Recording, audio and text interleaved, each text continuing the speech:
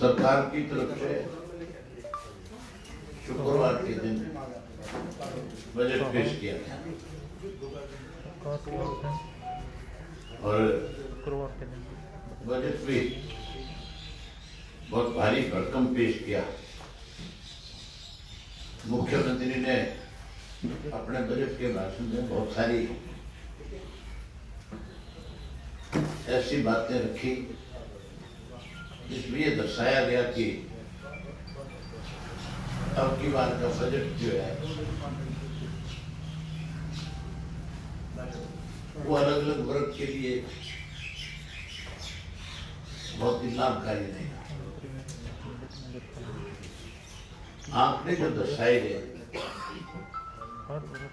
उससे हर आदमी ये सोच रहा होगा कि पता नहीं मुख्यमंत्री ने अब की बार ऐसा बजट तैयार कर दिया जिससे किसान प्रभावित होगा, जिससे बेरोजगार युवक जो है वो प्रभावित होंगे, जिससे हेल्थ के अंदर बहुत बड़ी योजनाएं बनेगी।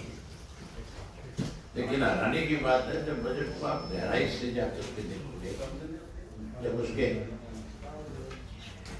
बजट के एक एक एजेंडे को पैरे को जब आप चेक करोगे तब असलियत आपके सामने आएगी कि इस बजट में कोई ऐसी चीज नहीं है जिसकी वजह से आम साधारण व्यक्ति को कोई लाभ नहीं। सबसे पहले मैं जो बजट की राशि इन्होंने रखी थी 1,55,645.45 रुपीज करोड़ जो है, पिछला जो बजट था वो था 1,42,378 करोड़ का।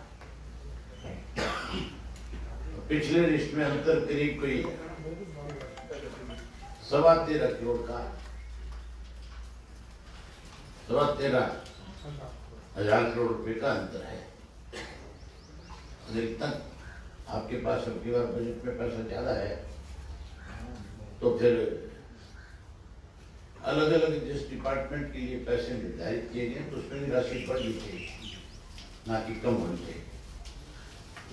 लेकिन हैरानी की बात है कि सब जगह सिर्फ और सिर्फ पेपरों तक सीमित है। सबसे पहले मैं आपको कृषि का ही बता दूं, अब की बार बहुत इस बात को लेकर के अखबारों में लिखा, बहुत सारे चैनलों पे दिखाया गया कि अब की बार बजट के अंदर कृषि के लिए बहुत सारे नए आयाम हैं। लेकिन हैरानी की बात है कि पहले से बजट जो है वो कम कर दिया। जो वर्ष 2016 और 17 में कृषि का बजट हरियाणा का था, टोटल बजट का 13.71% था। 17 और 18 के अंदर इसको कम करके बीजेपी की सरकार ने 12.49 कर दिया। 18 और 19 में फिर इसको कम कर दिया, 12.22 कर दिया।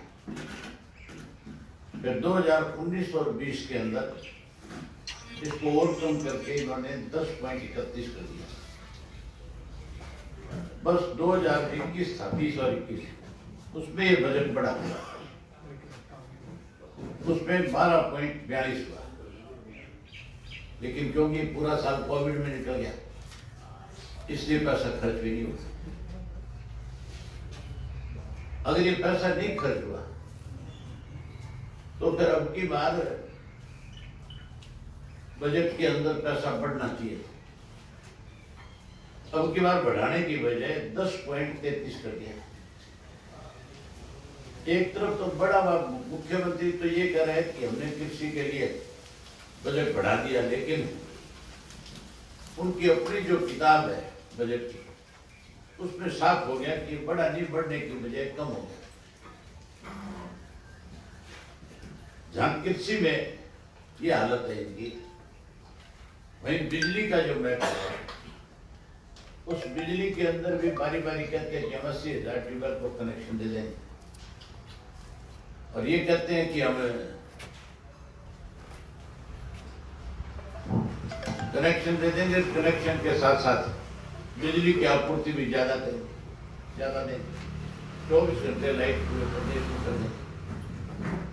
हालत इनकी ऐसी है कि बिजली पे जो किसान को सब्सिडी मिलती थी हरियाणा में, वो पहले साल जब इनका 16 और 17 का बजट था उसमें थी टोटल जो जितना खर्चा था उसकी 10.76। वो उसके बाद अगले साल जो है इन्होंने 17-18 में कम करके कर दी 6.31। उसके बाद वर्ष 18 और 19 में फिर इसको कम कर दिया, इसको कर दिया 5.87 और 1920 के अंदर इसको कम कर दिया इन्होंने 4.63 कर दिया। और इस 2 साल से कोई सब्सिडी नहीं है।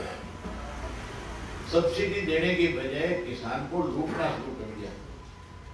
ट्यूबवेल के जो कनेक्शन है उसमें 3 लाख से लेकर के 5 लाख रुपए प्रति कनेक्शन के हिसाब से सरकार ने लोगों से जमा करा लिया।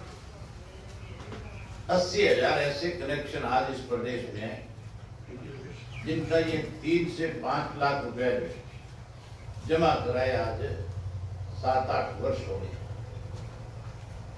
जिसका ब्याज सरकार खा रही है पैसे।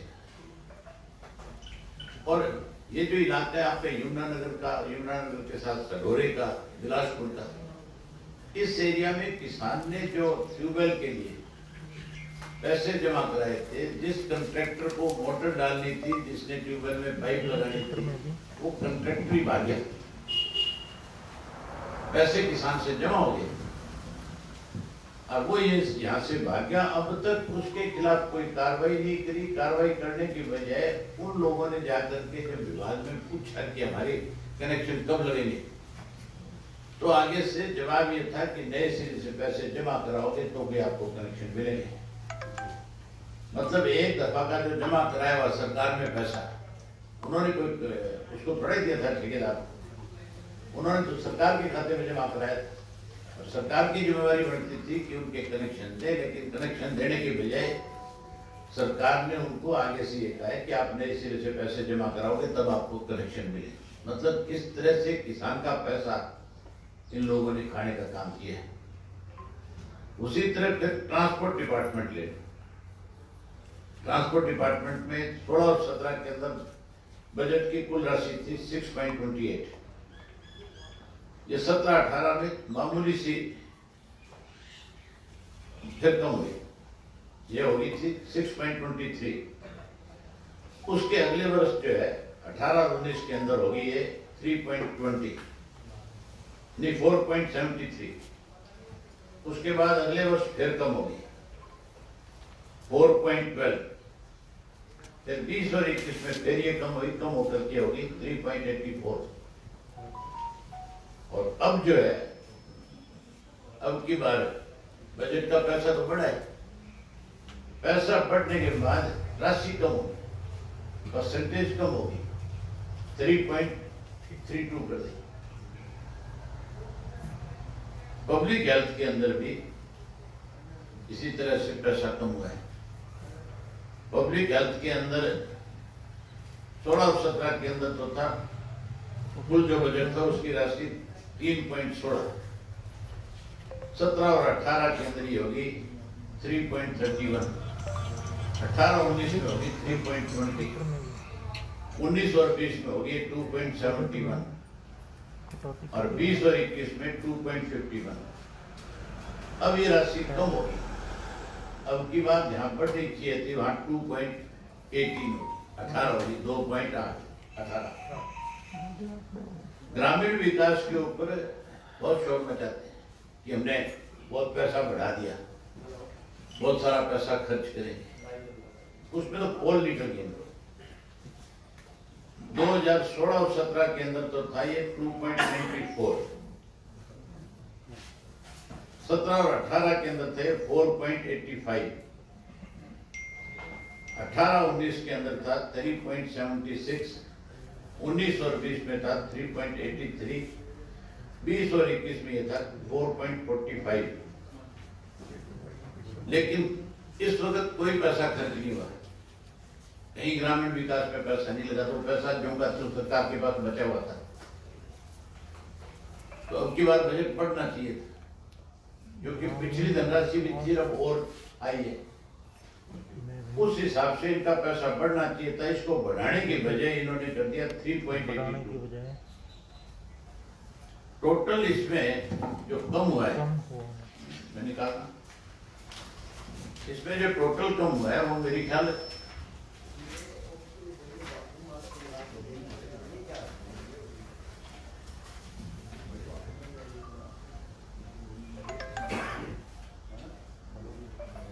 ये इसमें टोटल कम जो हुआ ये देखने वाली चीज है। 20 और 21 के अंदर तो था ये 6,294 हजार करोड़ का प्रावधान था। ये इस बार राशि जो है घटा दी गई है, उनकी बात कर दी है 5,599.39। ग्रामीण विकास सर 5,000 5,599।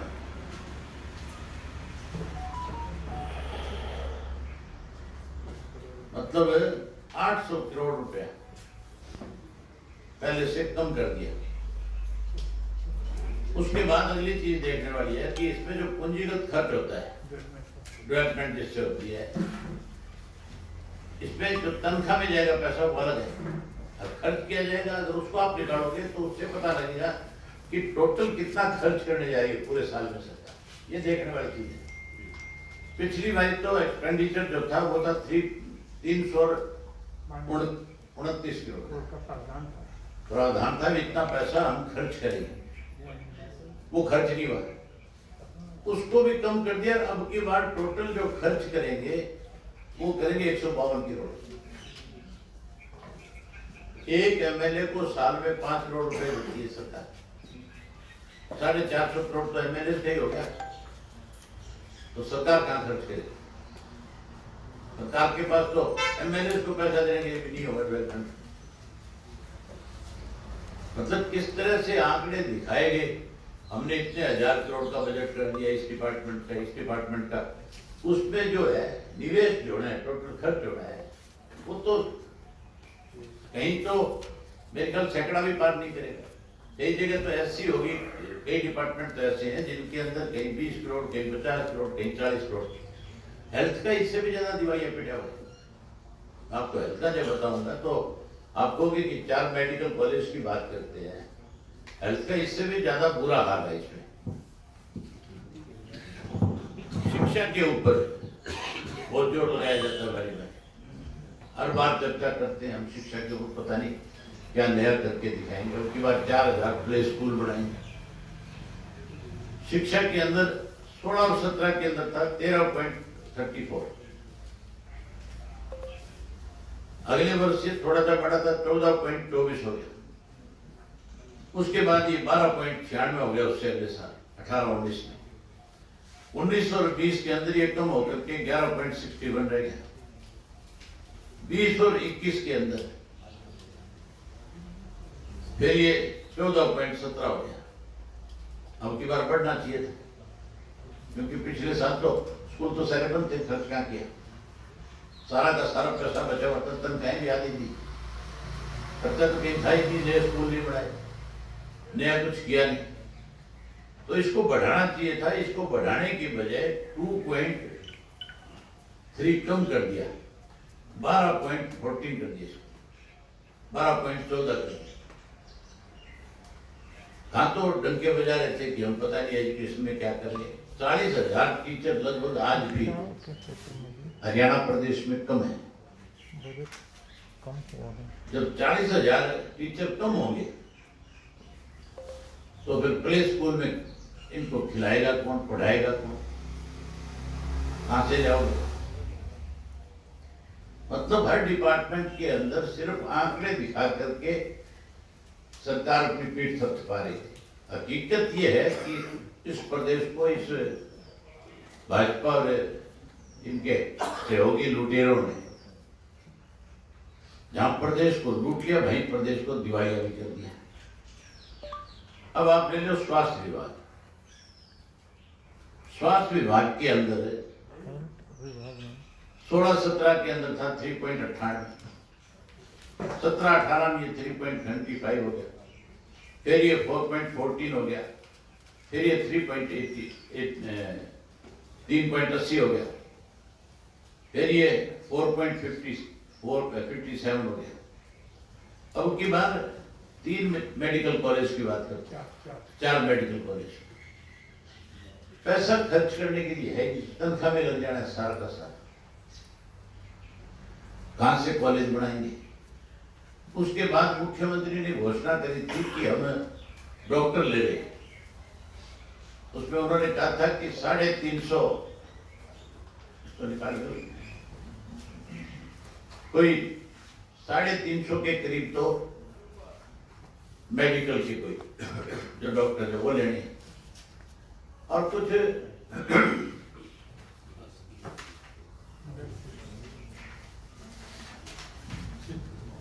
नहीं हेल्थ का निकालो।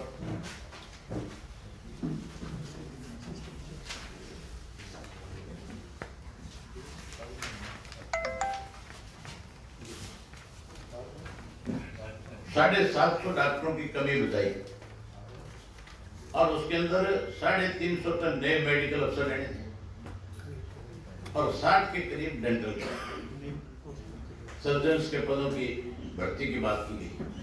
अगर इनको मिला भी ले तो 410 बनते। उसके बावजूद भी 340 डॉक्टरों की फिर कमी है। डॉक्टर तुम्हारे प्रदेश में तुम्हारे पास है नहीं, भर्ती के लिए तुमने ऑलरेडी बता दिया कि हम इतने भर्ती कर सकते हैं, इससे ज्यादा भर्ती करेंगे तो तनख्वाह भी नहीं दे पाएंगे। इस बजट का सारा पैसा फिर तनख्वाह में भी आगे डॉक्टरों को देने के लिए कर्जा लेना पड़ेगा। और ये कहते हैं कि हम मेडिकल कॉलेज बनाएंगे, तो फिर मेडिकल कॉलेज कहां से आएंगे? फिर मेडिकल कॉलेज के लिए पैसा कहां से लेकर के आएंगे? करताल के अंदर मेडिकल साइंस यूनिवर्सिटी की बात करते हैं। मुझे लगता है कल्पना चावला मेडिकल यूनिवर्सिटी जो थी, जो हमारे टाइम की देन थी, ये उसका नाम बदलेंगे, उसका नाम उपाध्याय कर देंगे। उसका तो बदल दिया है सर, उपाध्याय कर दिया ना, कर तो दिया उसका, वो तो जो नई बनाने की बात कर रहे हैं ना, ये वहां पे है, पर उसको बनाएंगे कहां से? उसके लिए पैसा कहां से लाएंगे जब एक नया पैसा इनके पास है नहीं? ये हालत है जो इनकी, ये जो मेन डिपार्टमेंट्स है इनके अंदर, इनके पास खर्च करने को पैसा नहीं, कर्जा ही कर्जा है। अब जहां कर्जे की बात है, पहले वर्ष तो 16 और 17 में मैं आपको एक नई चीज बताना चाहता हूं। हमारे टाइम में 2000-2005 की उस वक्त में टोटल जो प्रदेश की सरकार का कर्जा था 66 से लेकर के तब तक 23,900 कुछ रुपए करोड़ रुपए थे 40 वर्ष में। एक साल में अगर उसको निकालोगे तो 600 करोड़ रुपए। हमारी जो गवर्नमेंट थी मैं तब का आपको बता देता, 99 से लेकर के 2004 तक लगभग 10,000 करोड़ रुपए का कर्जा हमने लिया सरकार ने, और उसमें 7300 करोड़ रुपए जो कर्जे का था वो 5 साल में वापस कर दिया। पीछे जो बचा था टोटल कोई 2700 करोड़ के करीब, उसमें जो डेवलपमेंट किया हमने हमारे कार्यकाल के दौरान, जो डेवलपमेंट पे खर्च हुआ, वो आज तक का रिकॉर्ड है, कोई भी सरकार नहीं कर पाई इस प्रदेश में। हमने 6,000 करोड़ के लगभग डेवलपमेंट के कामों पे खर्च किया, जो अपने आप में आज भी रिकॉर्ड है। आज तक किसी भी सरकार ने इतनी बड़ी अमाउंट की डेवलपमेंट हमारे प्रदेश में नहीं कराई। तनख्वाहों में पैसा बांटा, कर्जा उतारने में पैसा लगाया। और उस वक्त जो नई चीज थी, हमने हमारे शासनकाल के दौरान इस तरह के प्रदेश के अंदर मतलब काम किए जिसकी वजह से आपका रेवेन्यू बढ़ा। और रेवेन्यू जो बढ़ा, जब हमने सत्ता से भाग भूपेंद्र सिंह हुड्डा जब सत्ता में आया था तो 2000 करोड़ रुपया खजाने में हमने सरप्लस छोड़ा। वो भी अपने आप में रेवेन्यू का डेप्रिसिएशन कभी नहीं हुआ एक बार। 2008 तक भूपेंद्र सिंह हुड्डा भी हमारी उस पॉलिसी की वजह से बचता रहा, ठीक ठाक हालत में सरकार चलाता है। 2008 से लेकर के आज तक रेवेन्यू डेप्रिसिएशन भी होता है, कर्जा लगातार बढ़ता है। उस 44 साल का तो कर्जा ये था। और अब जो है कर्जे की हालत देखो आप।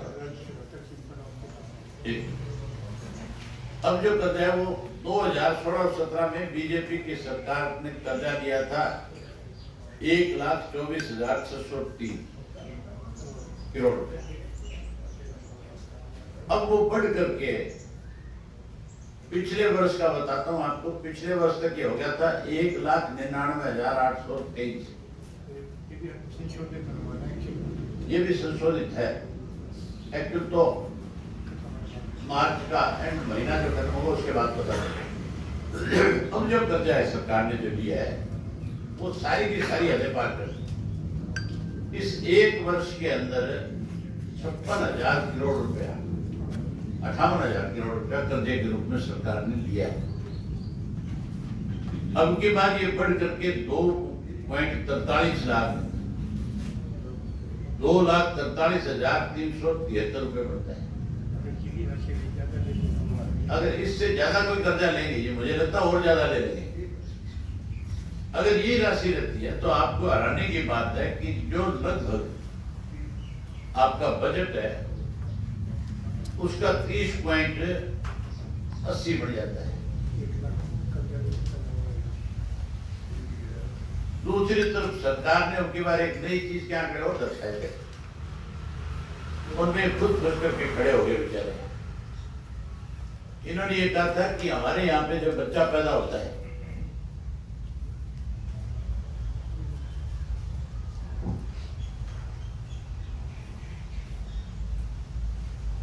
इन्होंने कहा था कि जब हमारे यहाँ पे बच्चा पैदा होता है तो अब नहीं, इन्होंने ये दिखाया था कि हमारी पर कैपिटा इनकम जो है एक बेहतर दिखाई थी पिछले वर्ष। अब की बार वो घट करके 163, खुद मुख्यमंत्री ने बताया 1,63,000 कुछ समथिंग पैसा है। खुद ने माना कि हमारी पर कैपिटा इनकम भी कम होगी, जबकि बहुत बड़ा झूठ है। आज की डेट के अंदर जिस ढंग से कर्जा है उससे हमारे यहाँ जो भी कोई बच्चा पैदा होता है उसके ऊपर 1 लाख रुपए का कर्जा साथ में आता है।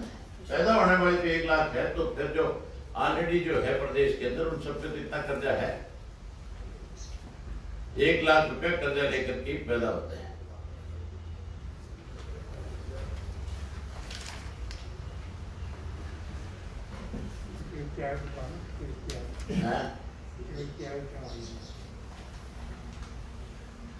ये बता देना है वाली,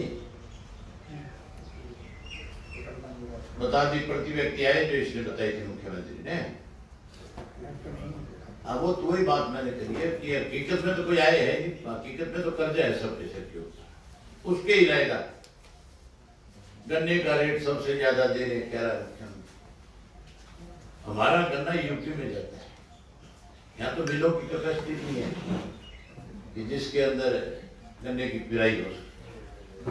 पानीपत की मिल तो अब तक भी चालू नहीं हुई है, इसलिए जींद तक का, पानीपत तक का, सोनीपत तक का किसान जो है यूपी जाके गन्ना बेच के आता है। और यूपी से उन्हें 1.5 वर्ष हो गया, अब तक गन्ने की कोई पेमेंट नहीं मिली। हरियाणा के अंदर जो शुगर मिल है उनकी हालत जो है वो ये है कि अब तक 608.62 करोड़ रुपया आज भी बाकी है हमारा किसान का, उसको आज तक उसकी पेमेंट नहीं मिली। मतलब किस तरह से सफेद झूठ सरकार में बैठे लोग बोल रहे हैं। जहाँ तक बेरोजगारी का सवाल है, नई चीज आ रही है, 75% आरक्षण दे दिया, हम पता नहीं क्या कर देंगे आगे नौजवानों के लिए। अभी से कह रहे हैं कि अप्रैल के महीने में अब सारे नौजवान तैयार हो जाएं, हम सबको भर्ती कर देंगे। उनसे पूछो ना, तुम नौजवानों को वोट जब लेने जा रहे थे तब कह रहे थे भी 11-11 हजार रुपया पढ़े लिखे बच्चों को हम बेरोजगारी भत्ता देंगे, वो कहाँ है तुम्हारा? अगर तुम्हें नौजवान की इतनी फिक्र थी तो फिर 11,000 रुपये बेरोजगारी भत्ता सरकार ने शामिल होकर के क्यों नहीं दिलवाया? वो नहीं दिलवा सके। और 75% नौकरी की बात करते हैं, बेरोजगारी हमारे प्रदेश में देश में सबसे ज्यादा है, 26.4 है। पूरे देश में सबसे ज्यादा अगर बेरोजगार कोई युवा किसी प्रदेश का है, इतने छोटा प्रदेश होते हुए सबसे बड़ी संख्या में बेरोजगारी